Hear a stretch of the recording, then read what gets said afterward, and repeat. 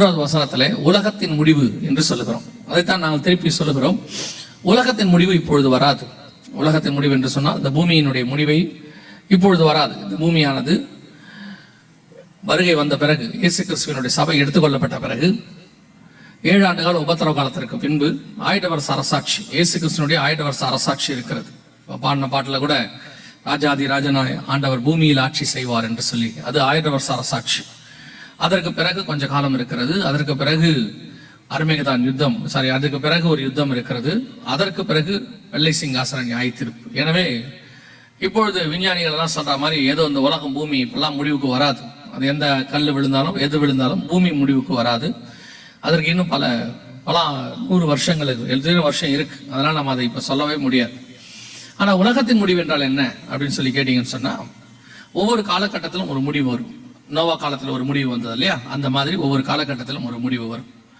இப்ப நம்முடைய காலகட்டத்தில் வருகையோடு கூட ஒரு முடிவு இருக்கும். அதற்கு பிறகு இதே பூமியிலே மற்ற காரியங்கள், உபத்திரவ காலம் எல்லாம் நடக்கும். அப்போ அந்த முடிவு உடனே வராது. அதுதான் வசனம் சொல்லுகிறது. ஆனால் வருகை அதுக்கு முன்பதாகத்தான் வரும் என்று சொல்லி நாம் பார்க்கிறோம். அந்த வருகைக்கான அடையாளங்களை தான் இயேசு கிறிஸ்துவானவர் அங்கே சொல்லுகிறார். 7 அடையாளங்களை சொல்லுகிறார். இந்த 7 அடையாளங்கள் என்பது ஒரு டாபிக் மாதிரி, அது ஒவ்வொன்றும் ஒவ்வொரு டாபிக். அதனுடைய விளக்கம் வெளியே தனியாக இருக்கும், பைபிள்ல இருக்கும்.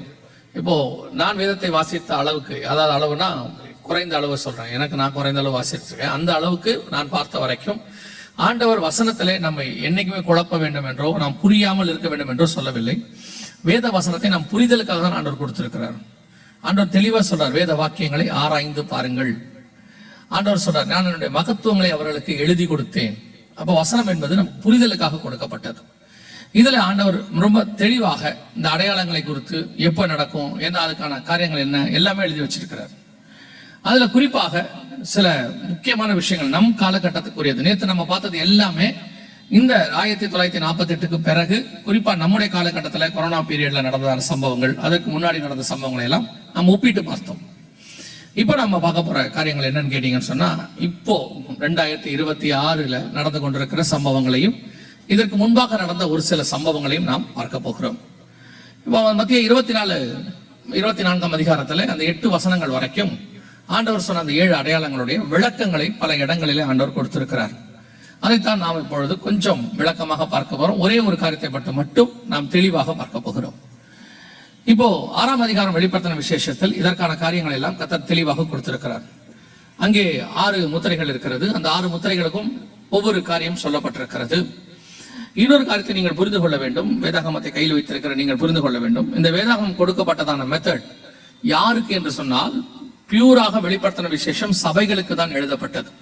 1ஆம் அதிகாரத்திலேயே ஆண்டவர் தெளிவாக சொல்றார், ஆசியாவில் உள்ள 7 சபைகளுக்கு எழுது. அப்ப சபைக்கு எழுதுறார் என்றால் சபைக்கு புரியும்படிதான் அதை எழுதுவார். சபை புரிந்து கொள்ளுகிற லாங்குவேஜ் இருக்கு. இப்போ இயேசுவை அறியாதவர்களுக்கு எழுதினால் அது வேறு காஸ்பல். சபைக்கு எழுதும் போது வெளிப்படுத்தின விசேஷம், அந்த சபை ஆவியானவர் துணையோட படிச்சாதான் புரியும். நாம எப்பவுமே உலகத்தாருக்கு எப்படி பேசுறோமோ அதே விதத்துல வெளிப்படுத்தின விசேஷமும் இருக்கும்னா இருக்காது. இதுல ஆண்டவர் எழுதியிருக்கிற மெத்தடே வித்தியாசம். ஓமை, அதுவும் வித்தியாசமான ஓமை. அது ஆவியானவர் மட்டும்தான் எக்ஸ்பிளைன் பண்ணவே முடியும். சோ அதைத்தான் ஆவியானவர் சபைகளுக்கு சொல்லுகிறதை காதுள்ளவன் கேட்க கடவன் என்று இருக்கிறது. அப்போ இந்த 6ஆம் அதிகாரத்துல அவர் சில காரியங்களை சொல்லி இருக்கிறார், அவருடையதான அந்த மெத்தட். இன்னொரு பெரிய விஷயம் என்னன்னா, அதுக்கான விளக்கங்களை வேதத்துல தான் இருக்கும், வேற எங்கேயுமே இருக்காது. நீங்க யூகிக்க வேணாம், யோசிக்க வேணாம். ஒன்னே ஒண்ணுதான் செய்யணும், இந்த வேதத்தை நீங்கள் ஆழ்ந்து படிக்கணும், உட்கார்ந்து தியானிக்கணும், அவ்வளவுதான். நீங்கள் வேதத்தை அதிகமாய் தியானிக்க தியானிக்க தியானிக்க கர்த்தருடைய மகத்துவமான காரியங்கள், ஆண்டவர் எழுதி கொடுத்ததான அந்த மகத்துவங்கள் உங்களுக்கு வெளிப்படும். இப்ப நீங்க 6ஆம் அதிகாரத்தை நாம் படிக்க போகிறோம், அல்லது 6ஆம் அதிகாரத்தில் உள்ள ஒரு சில காரியங்களை நாம் பார்க்க போகிறோம். அதற்கு முன்பாக ஒரு காரியத்தை நான் உங்களுக்கு விளக்கி விடுகிறேன். காரணம் என்னவென்றால், நீங்கள் எல்லோருமே ஆர்வத்தோடு கூட வசனத்தை கேட்க வந்திருக்கிற கூட்டம். சோ இவ்வளவு பேருக்கு இருக்கும்பொழுது இந்த 6ஆம் அதிகாரத்தை குறித்து ஒரு கருத்து இருக்கிறது. அதாவது பரிசுத்தவான்கள் நடுவில் ஒரு கருத்து இருக்கிறது. அவர்கள் என்ன சொல்லுகிறார்கள் என்று சொன்னால், இந்த 6ஆம் அதிகாரமானது இப்பொழுது நடக்காது, அதில் சொல்லப்பட்ட காரியங்கள் எல்லாம் இயேசு சபையை எடுத்துக்கொண்டு போன பிறகுதான் நடக்கும் அப்படின்னு சொல்றாங்க. ஆனால் வசனத்தின்படி அப்படி அல்ல.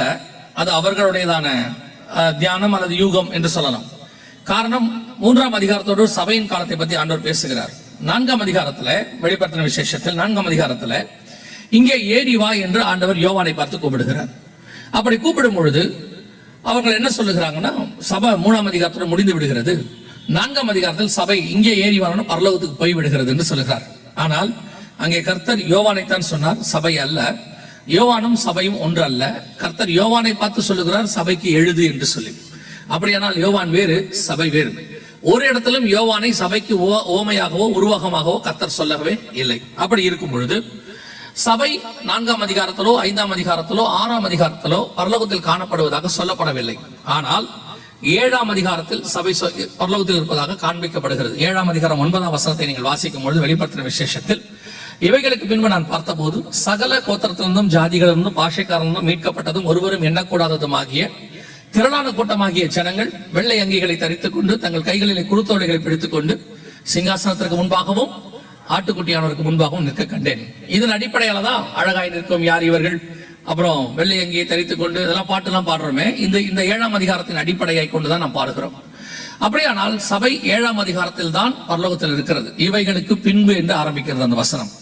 அப்போ 6ஆம் அதிகாரம் வரைக்கும் வேண்டிய சம்பவங்கள் எல்லாமே நம் கண்களுக்கு முன்பாக நடக்கணும். அதெல்லாம் சபையின் காலத்தில் சம்பவிக்க வேண்டியதான காரியம். அதனாலதான் நாங்க சொல்லுகிறோம், 6ஆம் அதிகார சம்பவம் நாம் பூமியில இருக்கும்போது, சபை இருக்கும் போதே நடக்கும். அதற்கு முடிவில தான் சபை எடுத்துக்கொள்ளப்படும். சோ இந்த விளக்கத்தை நான் உங்களுக்கு கொடுக்க விரும்புகிறேன். காரணம் என்னவென்று சொன்னால், அநேகர் இல்ல அதெல்லாம் தப்புங்க, தப்பா பொதிக்கிறாரு, 6ஆம் அதிகாரம் இப்ப நடக்காது அப்படின்னு ஒரே வார்த்தையில சொல்லிடுறாங்களே, விளக்கம் கொடுக்க மாட்டேங்கிறாங்க. சரி, அப்படி அவங்க சொல்றது சரி என்று சொன்னால் அதற்கான விளக்கத்தை கொடுக்கணும். விளக்கமும் கொடுக்கல. சோ உங்களை யாரும் மிஸ்கைட் பண்ணிடக்கூடாதுன்றதுக்காக தான் இதை உங்களுக்கு சொல்லிவிட்டு நான் அந்த அதிகாரத்துக்குள்ளே போகிறேன். 6ஆம் அதிகாரம் வெளிப்படுத்தின விசேஷம் என்பது நம் காலகட்டத்தில் நடக்க வேண்டியதான ஒரு சம்பவம். அங்கே முதல்ல 8 வசனத்துல தான் நாம் இன்னைக்கு பார்க்க போகிறோம். அந்த 8 வசனத்துல 4 குதிரைகளை குறித்து சொல்லப்படுகிறது. குதிரைகள் என்றால் என்ன என்று சொல்லி நீங்கள் பார்க்கும்பொழுது இதே காரியத்தை சகரியாவின் புஸ்தகம் 6ஆம் அதிகாரத்துல 1 முதல் 4 வசனத்துல 4 குதிரைகளை குறித்து ஆண்டவர் பேசுகிறார். அதற்கான விளக்கம் எங்கே இருக்கிறது சொன்னால், சகரியாவின் புஸ்தகம் 6ஆம் அதிகாரம் 5வது வசனத்தை வாசிங்கள். சகரியாவின் புஸ்தகம் 6ஆம் அதிகாரம் 5வது வசனம். அந்த தூதன் எனக்கு பிரதியுத்தரமாக இவைகள் சர்வலோகத்துக்கும் ஆண்டவராய் இருக்கிறவருடைய சமூகத்தில் நின்று புறப்படுகிற வானத்தினுடைய 4 ஆவிகள் என்றார். அந்த இடத்துல சொல்லப்பட்டிருக்கிறது 4 குதிரைகள் இருக்கு. கருப்பு, சிவப்பு, வெள்ளை, புள்ளி புள்ளியான குதிரை என்று இருக்கும். அதே காரியங்கள் தான் வெளிப்படுத்தின விசேஷத்தில் இருக்கும். வெள்ளை, சிவப்பு, கருப்பு, மங்கின நிறமுள்ள குதிரை என்று இருக்கும். இந்த குதிரைக்கு என்ன விளக்கம் என்று சொன்னால், 4 ஆவிகள். ஆவிகள் என்றால் கர்த்தருடைய சித்தத்தை பூமியில செய்வது. எப்படி நம்ம இங்க நமக்கு கீழே சில ஆட்களை வச்சிருக்கோம் வேலை செய்யறதுக்கு. இப்போ ஒரு அதிகாரி அல்லது ஒரு மந்திரி இருக்கிறாருன்னா அவருக்கு கீழே அதிகாரிகள் இருப்பாங்க, அவருக்கு கீழே ஊழியர்கள் இருப்பாங்க, அவர்களுக்கு கீழே ஆட்கள் இருப்பாங்க. இவங்க எல்லாம் அடுத்த அவருடைய திட்டத்தை போய் ஜனங்களுக்கு கொண்டு போய் சேர்ப்பதற்கு ஒரு 3-4 ஸ்டேஜஸ் இருக்கும். இதெல்லாம் எங்க இருந்து வந்ததுன்னா பைபிள்ல இருந்து வந்தது. இந்த புரோட்டோகாலை உருவாக்குனது பைபிள். சோ சர்வ வல்லமையுள்ள தேவன் தம்முடைய சித்தத்தை பூமியில செய்வதற்கு தனக்கு கீழே தூதர்களை வைத்திருக்கிறார் என்று சொல்லி வேதம் சொல்லுகிறார். பணிவிடை ஆவிகள் என்று சொல்லி பார்க்கிறோம். அந்த மாதிரி தான் இவை 4ம் கர்த்தருடைய சித்தத்தை பூமியில செய்யக்கூடிய 4 ஆவிகள் என்று சொல்லி பார்க்கிறோம். இந்த 4 காரியங்களும் எப்போ ஆரம்பிக்கும், இதே காரியம் எப்போ பூமியில நடக்கும், அதுக்கான காலகட்டம் அங்கே இருக்கிறது. நான் 2 வசனத்தை போல் நீங்கள் வாசிக்க போகிறீர்கள். அதை நாம் தொடர்ச்சியாக பார்க்க போகிறோம். சகரியாவின் புஸ்தகம் 1ஆம் அதிகாரத்தில் 8வது வசனத்தை வாசிங்கள். சகரியாவின் புஸ்தகம் 1ஆம் அதிகாரம் 8வது வசனம். இதோ இன்று ராத்திரி சிவப்பு குதிரையின் மேல் ஏறி இருந்த ஒரு புருஷனை கண்டேன். அவன் பள்ளத்தாக்கில் இருக்கிற மிருது செடிகளுக்குள்ளே நின்றார். அவருக்கு பின்னாலே சிவப்பும் மங்கின நிறமும் வெண்மையுமான குதிரைகள் இருந்தன. இந்த 4 குதிரைகளை குறித்து சொல்லப்படுகிறது. இவைகள் எப்பொழுது சம்பவிக்கிறது என்று சொல்லி கேட்டா வாசிங்கள். அதே 1ஆம் அதிகாரம் 12வது வசனத்தை வாசிங்கள். அப்பொழுது கர்த்தருடைய தூதன் மறுமொழியாக, சேனைகளின் கர்த்தாவே, இந்த 70 வருஷமாய் நீர் கோபம் கொண்டிருக்கிற எருசலேமின் மேலும் யூதா பட்டணங்களின் மேலும் எந்த மட்டும் இறங்காதிருப்பீர் என்று சொல்ல. இந்த சிவப்பு குதிரை தான் அங்கே முன்பாக நிற்கிறது என்று வாசிக்கிறோம் 1:8. அந்த சிவப்பு குதிரையின் காலத்தை குறித்து கேட்கும் பொழுது, இந்த 70 வருஷமாய் எந்த மட்டும் நீர் எங்களுக்கு இறங்காதிருப்பீர். அதாவது இஸ்ரவேல் ஜனங்கள் பாபிலோனுக்கு அடிமைப்பட்டு போகிறார்கள். அவர்களை கர்த்தர் 70 வருடம் அங்கே அடிமைத்தனத்துக்குள் ஒப்பு கொடுக்கிறார். தரியு அரசாண்ட 2ஆம் வருஷம் என்று அந்த 1ஆம் அதிகாரம் 7ஆம் வசனம் சொல்லுகிறது. சரியா 70வது வருஷம் அது முடிவுக்கு வருகிறது. அந்த முடிவுக்கு வரும் பொழுது அவர்கள் ஒரு கேள்வி கேட்கிறார்கள், எதுவரைக்கும் எங்கள் மேலே, எருசலேம் பட்டணத்தின் மேலே, யூதா பட்டணத்தின் மேலே நீர் கோபமாக இருப்பீர். தீர்க்க தரிசனம் 2 தடவை நடக்கும். எப்பொழுதுமே பாத்தீங்கன்னா அதை 2 முறையாக ஆண்டவர் செய்வார். பழைய ஏற்பாட்டு காலத்துல சொல்லப்பட்டிருக்கிற ஒன்று நடக்கும், அது நம்முடைய காலகட்டத்துக்கும் சேர்த்து இருக்கும். பல தீர்க்க தரிசனங்கள் அப்படி இரட்டை சூழ்நிலைகளை உடையதாய் நீங்கள் பார்க்க முடியும். வேதத்துல நிறைய காரியங்கள் அப்படி இருக்கு.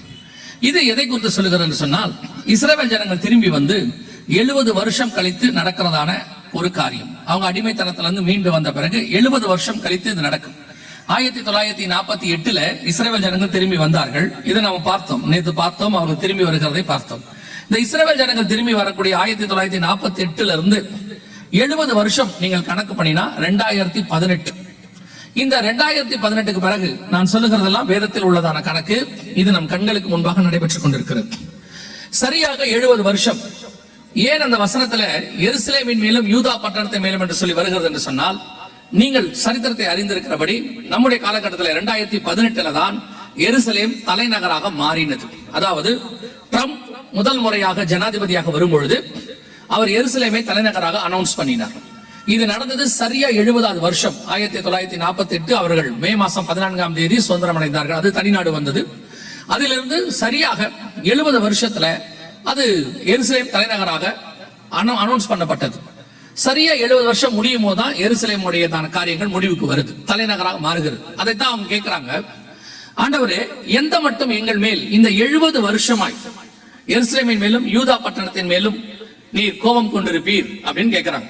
அப்போ இந்த தீர்க்க தரிசனங்கள், அந்த சிவப்பு குதிரை காலங்கள் எப்ப நடக்கும்னா சரியா 70 வருஷம் கழிச்சு நடக்கும். 2018க்கு பிறகு உங்கள் புரிதலுக்காக சொல்லுகிறேன். அப்படி நடக்க வேண்டியதான ஒரு காரியம். இப்ப கர்த்தர் சொல்லக்கூடியதான ஒரு சம்பவம் என்ன அப்படின்னு கேட்டீங்கன்னு சொன்னா, 15வது வசனம் வாசி, 1:15 வாசி. நான் கொஞ்சம் கோபம் கொண்டிருந்த போது அவர்கள் தங்கள் கேட்டை அதிகரிக்க தேடினபடியால் சுகமாய் வாழுகிற புறஜாதிகள் பேரில் நான் கடுங்கோபம் கொண்டேன். நல்லா கவனிங்க, ஆண்டவர் சொல்லுகிறார், இந்த 70 வருஷம் கழித்து ஆண்டவர் சொல்லுகிற வார்த்தை, புறஜாதிகள் மேலே நான் கடும் கோபம் கொண்டேன். அதாவது உலகத்தின் மேல அவருக்கு, ஆண்டவருக்கு இங்க நடந்த காரியங்கள் மேல ஒரு கோபம் வருகிறது. அதனுடைய விளைவாக என்ன நடக்கும் அப்படின்னா, சகரியாவின் புஸ்தகம் 6ஆம் அதிகாரம் 6வது வசனத்தை வாசிங்க. அந்த சிவப்பு குதிரை என்ன செய்யும் என்று அங்க இருக்கிறது. 6ஆம் அதிகாரம் 7வது வசனம் வாசிக்கணும். 6:7. சிவப்பு குதிரைகளோ வென்றால் புறப்பட்டு போய் பூமியிலே சுற்றி திரியும்படி கேட்டுக்கொண்டன. அதற்கு அவர், போய் பூமியில் சுற்றி திரியுங்கள் என்றார். அப்படியே பூமியிலே சுற்றி திரிந்தன. வசனம் சொல்லுகிறது, சிவப்பு குதிரைகளோ வென்றால் பூமியில் சுற்றி திரியும்படி கேட்டுக்கொண்டன. நல்ல கவனிங்கள், இந்த வசனங்கள் எல்லாம் 2000 வருஷத்துக்கும் 2500 வருஷத்துக்கும் இடைப்பட்டது. சகரியாவின் புஸ்தகம் ஏறக்குறைய 2500 வருஷத்துக்கு முற்பட்டதான ஒரு தீர்க்க தரிசனம். அதே காலத்துல 2000வது வருஷத்துல ஒரு 1900 வருஷம் இன்னிலிருந்து யோவானுக்கு பத்மு தீவிலே வெளிப்படுத்தல் 6 வெளிப்படுத்தப்படுகிறது. இந்த 2 காலகட்டத்துக்கும் என்டையர்லி டிஃபரண்ட் 600 வருஷம் வித்தியாசம் இருக்கு. அது மட்டுமல்ல, சகரியாவின் புஸ்தகம் எபிரேய மொழியில் எழுதப்பட்டது, வெளிப்படுத்தின விசேஷம் கிரேக்க மொழியில் எழுதப்பட்டது. நீங்க யோசிச்சு பாத்தீங்கன்னா அது பாபிலோனில் எழுதப்படுகிறது, இது துருக்கியில் எழுதப்படுகிறது.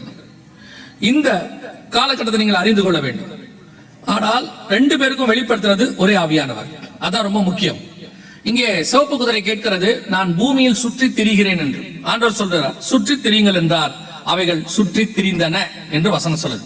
அப்போ இந்த சிவப்பு குதிரை, நீங்கள் இந்த வரிசையா புரிஞ்சுக்கணும். 70 வருஷம் கழித்து இந்த சிவப்பு குதிரை சுற்றி திரிய ஆரம்பிக்கிறது. அதாவது நம்முடைய கணக்கின்படி 2018க்கு பிறகு 2019 என்று வைத்துக் கொள்ளுங்கள். அந்த காலகட்டத்திலிருந்து இந்த சிவப்பு குதிரை சுற்றி திரியும்படி கேட்டுக்கொண்டன. சுற்றி திரியுங்கள் என்றார். அவைகள் சுற்றி திரிந்தன. சரி, அந்த சிவப்பு குதிரை என்ன செய்யும்? அதான் ரொம்ப முக்கியம். அதுக்கான பதில் வெளிப்படுத்தல் 6ஆம் அதிகாரம் 4வது வசனத்தில் இருக்கிறது. வாசியுங்கள். அப்பொழுது சிவப்பான வேறொரு குதிரை புறப்பட்டது. அதன் மேல் ஏறி இருந்தவனுக்கு பூமியில் உள்ளவர்கள் ஒருவரை ஒருவர் கொலை செய்யத்தக்கதாக சமாதானத்தை பூமியிலிருந்து எடுத்து போடும்படியான அதிகாரம் கொடுக்கப்பட்டது. வசனம் சொல்லுகிறது, நான் பூமியில சுற்றி தெரியும்படி கேட்டுக்கொண்டன. பூமியில சுற்றி தெரிய என்ன செய்யணும் அப்படின்னா, வெளிப்படுத்தல் 6 சொல்லுது, சிவப்பான வேறொரு குதிரை புறப்பட்டது. அது பூமியில் உள்ளவர்கள் ஒருவரை ஒருவர் கொலை செய்யத்தக்கதாக பூமியிலிருந்து சமாதானத்தை எடுத்து போடும்படியான அதிகாரம் கொடுக்கப்பட்டது. அதற்கு ஒரு பெரிய பட்டயமும் கொடுக்கப்பட்டது. இந்த சிவப்பு குதிரை பூமியிலே சுற்றி தெரியும். அப்போது சுற்றி தெரியும் போது ஒருவரை ஒருவர் கொலை செய்யத்தக்கதான ஒரு காரியம் நடக்கும். அதுல பூமியிலிருந்து சமாதானம் போயிடும். இதை செய்வதற்கு அந்த சிவப்பு குதிரை மேல் ஏறி இருக்கிறவன் கையில ஒரு பட்டயம் கொடுக்கப்படுகிறது. அப்படியானால் அந்த பட்டயம் அந்த தூதன் கையில் ஒரு பட்டயம் கொடுக்கப்படுகிறது. அந்த பட்டயத்துக்கு என்ன அர்த்தம்? இதெல்லாம் நீங்க அந்த காரியத்தை புரிஞ்சுக்கிட்டீங்கன்னா இதெல்லாம் நம்ம காலத்துல நடந்ததான ஒரு சம்பவம் உங்களுக்கு எளிதாக புரியும். இப்ப வாசிங்க, ஒரு தூதன் கையில் பட்டயம் இருந்தால் அங்கே என்ன வரும்? வாசிங்க, 1 நாளாகமத்தின் புஸ்தகம் 21ஆம் அதிகாரம் 12வது வசனம் வாசிங்க.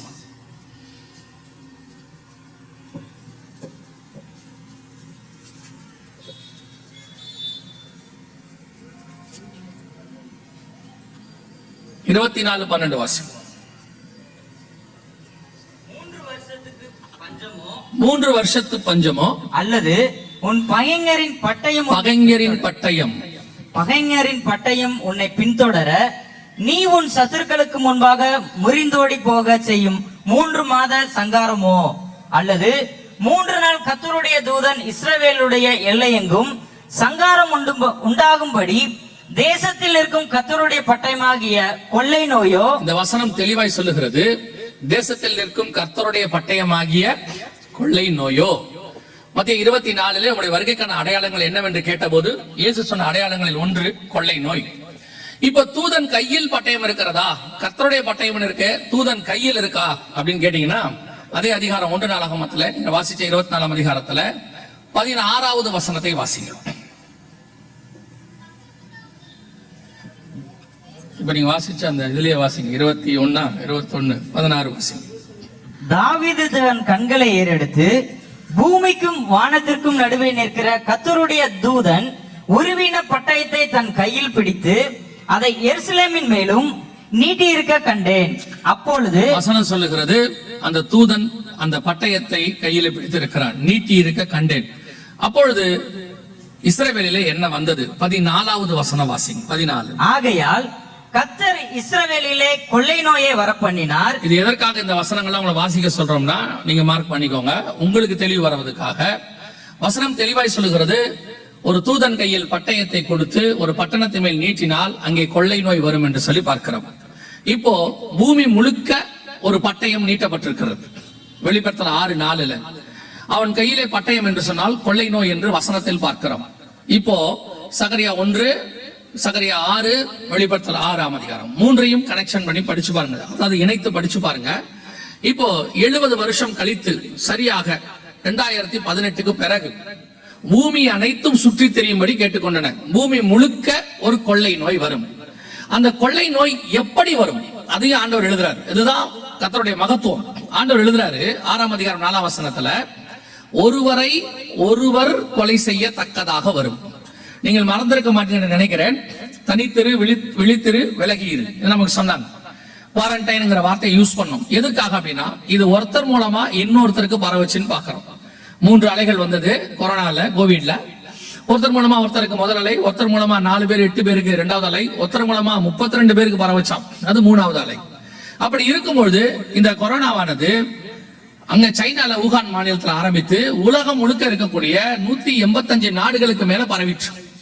அது எப்படி பரவிச்சுன்னா வெறும் மனுஷன் வழியாக மட்டும் பரவிச்சு. வேற எதனாலையும் தண்ணியாலேயோ காத்துனாலேயோ பரவாம வெறும் மனுஷன் வழியா மட்டும். ஒரு குறிப்பிட்ட டிஸ்டன்ஸ்குள் தாண்டி மனுஷன் நின்றுட்டானா அவன வழியா பரவாது. அதனாலதான் நம்மள இத்தனை அடி தள்ளி நில்லுங்க அப்படின்னு சொன்னாங்க. ஒருவரை ஒருவர் கொலை செய்யத்தக்கதாக பூமியில் உள்ளவர்கள், அதான் ரொம்ப முக்கியம். அந்த 6ஆம் அதிகாரம் 4ஆம் வசனம் வெளிப்படுத்தல் சொல்லுது பூமியில் உள்ளவர்கள். சகரியாவின் புஸ்தகம் 6:7 வாசிச்சோம், பூமி முழுக்க சுற்றி தெரியும்படி கேட்டுக்கொண்டனர். இது எப்ப நடக்கும்? இஸ்ரவேல் ஜனங்கள் வந்ததுல இருந்து 70 வருஷம் கழிச்சு நடக்கும். இப்ப இது எல்லாத்தையும் இணைச்சு படிச்சு பாருங்க. இயேசு ஒரே வார்த்தையில சொன்னாரு, நான் வருவதற்கு முன்பதாக ஒரு அடையாளம் இருக்கு, அது கொள்ளை நோய் அப்படின்னாரு. அந்த கொள்ளை நோய்களை குறித்து பார்க்கும் பொழுது சரியாக 70 வருஷம் கழிச்சு 2019 ஒரு கொள்ளை நோய் ஆரம்பித்தது. இந்த கொள்ளை நோயானது பூமி முழுக்க பரவிச்சு, ஒருவரை ஒருவர் கொலை செய்யத்தக்கதாக வந்துச்சு. அது மட்டுமல்ல, பூமியில இருக்கிற அத்தனை பேருக்கும் இது வந்தது. போன இடத்துல எல்லாம் மரணம். 2 தீவுகளை தவிர அத்தனை இடத்துக்கும் மரணம் வந்ததாக பார்க்கிறோம். சோ 6ஆம் அதிகாரம் 4ஆம் வசனத்துல சொல்லப்பட்டதான சிவப்பு குதிரையின் காலம் சகரியாவின் புஸ்தகத்தில் சொல்லப்பட்டது நம்முடைய காலத்துல மிக தெளிவாக 100% அப்படியே நிறைவேறிற்று. இதை விட பெரிய அதுல ரொம்ப விசேஷமான ஒரு விஷயம் கவனிச்சீங்கன்னா, கொரோனாவுடைய எமர்ஜென்சி பீரியட்னு சொல்லுவாங்க, அதாவது அவசர கால நிலை அப்படின்னு சொல்லுவாங்க. அது எப்போத்துல இருந்து எப்போ வரைக்கும் அப்படின்னு பாத்தீங்கன்னா இது WHO கொடுத்ததான ரிப்போர்ட். இந்த ரிப்போர்ட்ல நல்லா கவனிச்சு பாத்தீங்கன்னா அவங்க எப்பத்துல இருந்து எப்பன்னு கொடுத்திருக்காங்க. 2019 டிசம்பர் மாசத்துல இருந்து 2023 மே மாசம் வரைக்கும் அப்படின்னு இருக்கு. சரியா ஏன் இந்த மாதிரி நீங்க ஒரு வருஷ கணக்கை ஏன் சொல்றீங்க அப்படின்னு பார்த்தா, சரியா 3 வருஷம் 6 மாசம் 2019 டிசம்பர்ல இருந்து 2023 மே மாசம் வரைக்கும் 3 வருஷம் 6 மாசம். நம்முடைய கொஞ்சம் பேச்சு வழக்குல சொன்னா 3.5 வருஷம். இந்த 3.5 வருஷ கணக்கு என்பது நீங்கள் எல்லோரும் அறிந்திருக்கிறபடி வேதாகமத்தில் கர்த்தர் வாதையை கொண்டு வரும் பொழுதோ அல்லது மிக முக்கியமான காரியத்தை செய்யும் போதோ 3.5 வருஷம் இருக்கும். பனியும் மழையும் பெய்யாதபடிக்கு 3.5 வருஷம். ஸ்திரீயானவள் வனாந்தரத்திற்கு ஓடி போகும்படி 3.5 வருஷம். யுத்தம் பண்ணும்படி 42 மாதம். 1204 அளவும் அவளை போஷிக்கும்படி அந்த வாரம் பாதி சென்ற பின்பு. இது எல்லாமே பாத்தீங்கன்னா 3.5 வருஷத்தை பத்தி பைபிளுடைய கணக்கு. நாம ஈஸியா தெரிஞ்சுக்கிறபடி இயேசு கிறிஸ்துவானவர் 3.5 வருஷம் 30 வயசுல இருந்து 33 வருஷம் வரைக்கும் ஊழியம் பண்ணினார் அப்படின்னு சொல்லி பார்க்கிறோம். எப்படி எடுத்தீங்கனாலும் இந்த 3.5 வருஷம்ங்கிறது பைபிள்ல அநேக இடத்துல சொல்லப்படுகிறதான ஒரு கணக்கு, பைபிள் கணக்கு. அதே மாதிரி ஒரு 3.5 வருஷ கணக்கு நம்முடைய காலத்துல நடந்துச்சு. 2019 இருந்து 2023 மே வரைக்கும் வேதத்தில் சொன்ன இத்தனை வசனங்களும் ஒருமித்து நிறைவேறுச்சு. இத நம் கண்களுக்கு முன்பாக கண்டோம். இதை ஆண்டவர் ஏற்கனவே 2000-2500 வருஷங்களுக்கு முன்பாக மிக தெளிவாக இணைச்சி எழுதியிருக்கிறார். அந்த 4 குதிரையும் இந்த 4 குதிரையும் இருக்கு, சகரியாவிலும் இருக்கு, வெளிப்பட்டிலும் இருக்கு. ஆண்டவர் சொல்றார், நான் என்னுடைய மகத்துவங்களை அவர்களுக்கு எழுதி கொடுத்தேன். ஆனால் இதை வாசிக்காதது யாருடைய தப்பு? எழுதி கர்த்தர் பைபிள் உங்க கையில கொடுத்துட்டார். இதை எழுதின பரிசுத்த ஆவியானவர் உங்களுக்குள்ள இருக்கிறார். அவரால் நடத்தப்படுகிற சபை, அவரால் எழுதப்பட்ட வேதம், இத்தனையும் இருந்து இது தெரியலன்னா யாருடைய தப்பு? ஆண்டவர் நமக்கு இத்தனையும் எழுதி கொடுத்தது மட்டுமல்ல, இதை தெரியப்படுத்தியும் இருக்கிறார். நேற்றைய தினத்திலும் சொன்னேன், இப்பவும் சொல்றேன். ஆண்டவர் தீர்க்க தரிசனம் எழுதுவதற்கு ஒரு காலம் உண்டு. அது நிறைவேறும் போது யாராவது ஒருத்தரை வச்சு நிறைவேறுகிறதுன்னு சொல்லுவார். இப்ப இந்த தீர்க்க தரிசனம் நிறைவேறும் பொழுது அதை விட இன்னும் பெரிய விஷயம் என்னன்னா, அந்த தீர்க்க தரிசனம் நிறைவேறும் போது யாருக்கு எப்படி சொன்னா புரியுமோ அவங்களுக்கு அப்படி சொல்லுவார் ஆண்டவர். பெல்ஷாத்சாருக்கு ரத்தம் தோய்ந்த கரம் எழுதுனா அவன் ஏற்றுக்கொள்வான், அதனால அவனுக்கு அப்படி. ஆனா நேபுகாத்நேச்சாருக்கு சொப்பனத்துல சொன்னாரே கேட்பாங்க. இயேசு பிறக்க போகிறார், அந்த தீர்க்க தரிசனம் அல்லது அந்த தரிசனத்தை மரியாளுக்கு ஆண்டவர் வந்து தூதனை வச்சு சொல்றார். ஆனா அதே காரியத்தை யோசேப்புக்கு சொப்பனத்துல சொல்றார். யாருக்கு எப்படி சொன்னா புரியுமோ அப்படி சொல்லுவார். எதுக்காக உங்களுக்கு சொல்றேன்னா, இந்த இவ்வளவு பெரிய விஷயத்தை ஆண்டவர் 2000 வருஷத்துக்கு முன்பாக எழுதி வைத்தார். இது நிறைவேறுகிற காலம் வரும்போது, நம்முடைய காலத்துல வரும்பொழுது 2019 இந்த சம்பவம் ஆரம்பிக்கணும். டிசம்பர்ல தான் நமக்கு ஆரம்பிச்சிச்சு கோவிட்-19 செய்தி. 2020 மார்ச்ல லாக்டவுன் போட்டாங்க. அதற்கு முன்பதாக 2018லயே உலகம் முழுக்க அத்தனை பேருக்கும், எல்லா ஜனங்களுக்கும் கர்த்தர் இதை தெரியப்படுத்தினார். எப்படி தெரியப்படுத்தினார்? எந்த மொழியில சொன்னா உங்களுக்கு புரியுமோ, அதாவது எந்த மோடு. இப்போ இது வந்து டிஜிட்டல் மோட் அல்லது மீடியா காலம் என்று சொல்லி பார்க்கிறோம். நீங்க எல்லாமே எதையுமே மீடியா கூட தான் இருக்கீங்க. எந்த ஒரு விஷயத்தை சொன்னாலும் நீங்க கேட்கிற முதல் கேள்வி என்ன? ப்ரூஃப், எதுல வந்திருக்கு? அப்படிதான் நீங்க கேட்க போறீங்க. ப்ரூஃப்னு கேட்காட்டியும் எங்க இருக்கு, எதுல வந்திருக்குன்னு கேட்பீங்க. உடனே அடுத்த வார்த்தை, எனக்கு கொஞ்சம் அனுப்பி விடு. அது வாட்ஸ்அப்ல இருக்கா, பேஸ்புக்ல இருக்கா, இன்ஸ்டால இருக்கா, எனக்கு கொஞ்சம் சொல்லு. அதை சொல்லாவிட்டால் நீங்கள் ஏற்றுக்கொள்ள போகிறது இல்லை. காரணம்னா இயேசு தெளிவா சொல்லி வச்சிருக்கிறார், மனுஷகுமாரன் வரும்போது விசுவாசத்தை காண்பாரும். விசுவாசம் எனப்படுவது யாதெனில் நம்பப்படுவதின் மேல் உறுதியும் காணப்படாத மேல் நிச்சயம். ஆனா இப்ப நீங்க காணப்படாத விஷயத்தை எதை சொன்னாலும் நம்ப போறது இல்ல. எல்லாத்துக்கும் நீங்க சாட்சி கேட்க போறீங்க, ப்ரூஃப் கேட்க போறீங்க. ப்ரூஃப் கேட்பது நாலேஜா மாறிடுச்சு. ப்ரூஃப் கேட்பது நாலேஜ். அப்படி அது இல்லைன்னா எப்படிங்க அறிவுக்கு ஒத்து வருமா அப்படின்ற வார்த்தைக்கு நீங்க வந்துட்டீங்க, வாதத்துக்கு நீங்க வந்துட்டீங்க. எதை ஒண்ணுமே பார்த்தாதான் நம்புவீங்க. ஆனால் விசுவாசம் நம்பப்படுவதின் மேல் உறுதியும் காணப்படாத மேல் நிச்சயம். இது வந்து ப்ரூஃப் கேட்கிற காலம். சபையும் அப்படிதான் இருக்கு. சபை எதை சொன்னாலும் என்ன ப்ரூஃப்? யார் சொல்லிருக்கா? பைபிள்ல சொல்லிருக்குன்னு சொன்னா அடுத்த வார்த்தை, ஓ பைபிள்ல இருக்கா. அவங்களுக்கு அது ஒரு அசால்ட்டான விஷயமா மாறிடுச்சு. அதுவே ஒரு சேனல்ல வந்திருக்கு, வாட்ஸ்அப்ல வந்திருக்கு, இல்ல உங்க யூடியூப்ல வந்திருக்குன்னா அப்படியா கொஞ்சம் எனக்கு அனுப்பி விடு. அவங்களுக்கு அது மேலதான் நம்பிக்கை இருக்கு. இப்ப ஏன்னா பார்த்தா மட்டும்தான் அவங்க நம்புவாங்க. ஆனா கிறிஸ்தவம் என்பது விசுவாசத்தின் அடிப்படை. விசுவாசத்தில் தான் கிறிஸ்தவத்தினுடைய அஸ்திவாரமே இருக்கு. கன்னியின் வயிற்றில் இயேசு பிறந்தார், விசுவாசிக்கிறோம். மெடிக்கலி ப்ரூஃப் பண்ண சொன்னா ப்ரூஃப் பண்ண முடியாது, ஆனால் நடந்தது உண்மை, சாட்சி இருக்கு. இயேசு கிறிஸ்து உயிரோடு கூட எழுந்தார். இதை மெடிக்கலி கேட்டா ஒத்துக்க மாட்டாங்க. ஆனா விசுவாசிக்கிறோம், சாட்சி இருக்கு. இயேசு உயிரோடு கூட எழுந்ததுக்கு 500க்கும் மேற்பட்ட சாட்சி இருக்கிறது. இதான் ஃபெய்த். இயேசுவின் ரத்தம் என் பாவத்தை மன்னிக்கிறது. இதை எப்படிங்க 2000 வருஷத்துக்கு முன்னாடி சிந்தின ரத்தம் இப்ப பாவத்தை மன்னிக்குதா? பிராக்டிகலா பார்த்தா முடியாதும்பாங்க. ஆனா ரட்சிக்கப்பட்ட உங்களுக்கு எனக்கு தெரியும் அது பிராக்டிகலாக நடந்திருக்குது. ஏன்னா விசுவாசத்தின் அடிப்படை. அதே மாதிரி தான் இயேசு மீண்டும் வரப்போகிறார். இது விசுவாசத்தின் அடிப்படை. 2000 வருஷத்துக்கு முன்னாடி போன இயேசு திரும்பி வருவாரா? வருவார். நம்புகிறோம். இவ்வளவு காரியத்தை சொல்லி செய்த ஆண்டவர் இதையும் செய்ய வல்லமை உள்ளவராய் இருக்கிறார். அதுதான் விசுவாசம். ஆனா இன்னைக்கு கடைசி காலத்துல சபை பார்த்தாதான் நம்பும், இல்லைன்னா நம்பாது. அதனால எதை கேட்டாலும் ப்ரூஃப். அதனால ஆண்டவர் என்ன பண்றாரு? பெல்ஷாத்சாருக்கு எப்படி பேசினா புரியுமோ அதே மாதிரி பெல்ஷாத்சாருக்கு பேசுறாரு.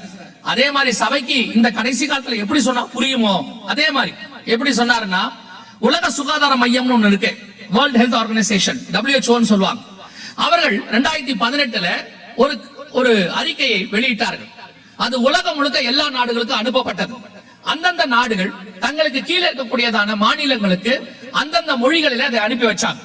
இப்ப நீங்க பார்க்க போறது 2018 வந்ததான ஒரு வீடியோ. கவனிங்க. வரலாற்றில் இதுவரை கண்டிராத மிகப்பெரிய அளவில் உயிரிழப்பை ஏற்படுத்தக்கூடிய நோய் ஒன்று பரவ உள்ளதாக உலக சுகாதார நிறுவனம் எச்சரிக்கை விடுத்துள்ளது. ஜெனீவாவை தலைமை இடமாக கொண்டு இயங்கும் உலக சுகாதார நிறுவனமானது மூத்த ஆராய்ச்சியாளர்களுடன் அவசர ஆலோசனை நடத்தியது. அதில் ஒட்டுமொத்த உலக மக்களின் சுகாதாரத்துக்கு அவசர நிலை ஏற்படும் அளவு புதிய நோய் பரவ இருப்பதாகவும், இதுவரை கண்டிராத அளவுக்கு உயிர் சேதங்களை அந்த நோய் ஏற்படுத்தும் என்றும் எச்சரிக்கை விடுக்கப்பட்டது. இது தொடர்பான ஆராய்ச்சியில் ஈடுபடுமாறு ஆராய்ச்சியாளர்களுக்கு வலியுறுத்தப்பட்டது. இந்த நோய்க்கு டிசீஸ் எக்ஸ் என்று பெயரிடப்பட்டுள்ளது. இது 2018 வேர்ல்ட் ஹெல்த் ஆர்கனைசேஷன் வெளியிட்டதான வீடியோ. சோ இதை எல்லாருக்கும் எல்லா நாடுகளுக்கும் அனுப்பப்பட்டது. இதை ஆண்டவர் நமக்கு தெரியப்படுத்தினார். உலகம் முழுக்க ஒரு கொள்ளை நோய் வரப்போது, மிகப்பெரிய பேரழிவு, இதுவரைக்கும் உலகம் கண்டிராத அளவுக்கு பேரழிவு. அப்படிதான் அவங்க சொன்னாங்க. நீங்க கவனிச்சிருப்பீங்க நினைக்கிறேன். சொன்னாங்க இது உலகத்துல டிவில எல்லா மொழியிலும் எல்லா சேனல்லையும் வந்துச்சு. கன்னடத்துல இருக்கு, ஹிந்தியில இருக்கு, இங்கிலீஷ்ல இருக்கு, எல்லாத்துலயும் வந்துச்சு. ஆனால் நாம் எப்படி இதை கேட்டோம்? என்னைக்கு இதை பார்த்தோம்? நாம டிவி பார்த்தோம், நியூஸ் கவனிச்சோம், ஆனா இதை கவனிச்சிருக்க மாட்டோம். ஏன்னா நமக்கு சினிமாவுக்கும் அரசியலுக்கும் இருக்கிற இம்பார்ட்டன்ஸ் இது கிடையாது இல்ல. இந்த மாதிரி விஷயங்களுக்கு நீங்க முக்கியத்துவம் தரப்போறது இல்ல. ஆனால் ஆண்டவர் தெரியப்படுத்தினார் இப்படி ஒரு சம்பவம் நடந்துச்சு. ஒருவேளை நீங்க சொல்லலாம், நாங்கெல்லாம் டிவி பார்க்காதவங்க, நாங்க போனே இல்லாதவங்க சொல்லலாம். மேபி நீங்க சொல்லலாம். நாங்கள் என்ன செய்தோம்? இதே காரியத்தை 2018 இருந்து 2020 மார்ச் மாசம் வரைக்கும், லாக்டவுன் போடுற வரைக்கும் இந்த காரியத்தை எடுத்து எல்லா இடங்களிலும் சொன்னோம். இப்ப சொல்ற மாதிரியே எல்லா இடங்களிலும் சொன்னோம். ஒண்ணு வருதுன்னு சொல்றாங்க, உலக சுகாதார மையம் சொல்லுது, கொள்ளை நோய் வரப்போகுது, பைபிள் சொல்லுது, ஆண்டவர் சொன்ன ஒரு பெரிய காரியம் நடக்க போகுது அப்படின்னு சொல்லி ஆண்டவர் அப்படி ஒரு வாய்ப்பு கொடுத்தாரு, சொல்ல வச்சார். ஆனால் அதை யாரும் கண்டுகொள்ளவில்லை, அதை பெருசாகவும் எடுத்துக்கொள்ளவில்லை. இன்னும் சொல்ல போனால் நடக்காது, அதெல்லாம் சும்மா பயமுறுத்துறாங்க, இப்படி நிறைய அதற்கான கமெண்ட்ஸ். ஆனால் அப்படி ஒரு சம்பவம் நடந்துச்சு. இது 2018 அவங்க சொன்னாங்க, 2019 லாஸ்ட்ல வந்தது, 2020 இது நடந்தது. ஏறக்குறைய 3.5 வருஷம் இந்த கொள்ளை நோய் இருந்தது. இதுல சபை என்ன செய்தது? அதான் கேள்வி. எதற்காக கர்த்தர் முன்னறிவிக்கிறார்? முன்னறிவிக்கிறதுக்கான நோக்கம் என்ன? முன்னாடியே எழுதி கொடுத்ததுக்கு என்ன காரணம்? இல்ல ஒரு வருஷத்துக்கு முன்னாடி இதை தெரியப்படுத்தினாரு, என்ன காரணம்? உலகத்தாருக்கு ஒரு அவேர்னஸ் இருக்கு, இப்படி ஒண்ணு வரப்போகுதுன்னு சொல்றாங்க, கேர்ஃபுல்லா இருங்கன்னு அவங்க அனௌன்ஸ் பண்றாங்க. ஆனா பைபிள் அவங்களுக்கு முன்னாடியே அவங்க எப்ப வருவாங்க, எப்படி நடக்கும் எல்லாமே எழுதி வச்சிருக்கு. ஒருவரை ஒருவர் கொலை செய்யத்தக்கதா எல்லாம் இருக்கு. ஆனா நமக்கு அந்த அவேர்னஸ் இல்ல. இப்ப நீங்க கேட்கலாம், அவேர்னஸ் என்ன பண்றது? கோவிட் திடீர்னு வந்துச்சு, இந்த காரியம் இப்படி நடக்கும் போது நாங்க என்ன செய்யறது? உலகமே ஸ்தம்பிச்சிச்சு, உலகத்தில் உள்ள பெரிய பெரிய வல்லரசு அரசாங்கங்களே ஸ்தம்பிச்சு போய் நின்றுச்சு, நாம என்ன செய்வோம் அப்படின்னா ஒரு காரியத்தை புரிந்து கொள்ளுங்கள். இப்படி ஒரு சம்பவம் வரும்போது, கோவிடே எடுத்துக்கோங்க, இந்த கோவிடுக்கு 3.5 வருஷம் எந்த மருந்தும் இல்ல. இன்னைக்கும் மருந்து கிடையாது, வேக்சின் தான் இருக்கு, மருந்து கிடையாது. வேக்சின் என்பது தடுப்பூசி, மெடிசன் கிடையாது. அப்படி இருக்கும் பொழுது இந்த கோவிடுக்கான மருந்து, கோவிடுக்கு மட்டும் இல்ல, எல்லா வியாதிகளுக்கான மருந்து வேற எங்கேயுமே கிடையாது. அது திருச்சபைக்குள்ள மட்டும்தான் இருந்தது. உங்க கிட்டயும் நம்ம கிட்டயும் மட்டும்தான் அந்த மருந்து இருந்தது. அந்த மருந்துக்கு பெயர் ஆண்டவராக இயேசு கிறிஸ்து என்கிறதான நாமம். 2000 வருஷமா அந்த நாமத்துலதான் அற்புத அடையாளங்கள் நடந்திருக்கு. 2000 வருஷம் அந்த நாமத்தினாலதான் அதிசயங்கள் நடந்திருக்கு. இதே மாதிரி ஒரு குவாரண்டைன் 2000 வருஷத்துக்கு முன்னாடி இருந்துச்சு இஸ்ரவேல்ல.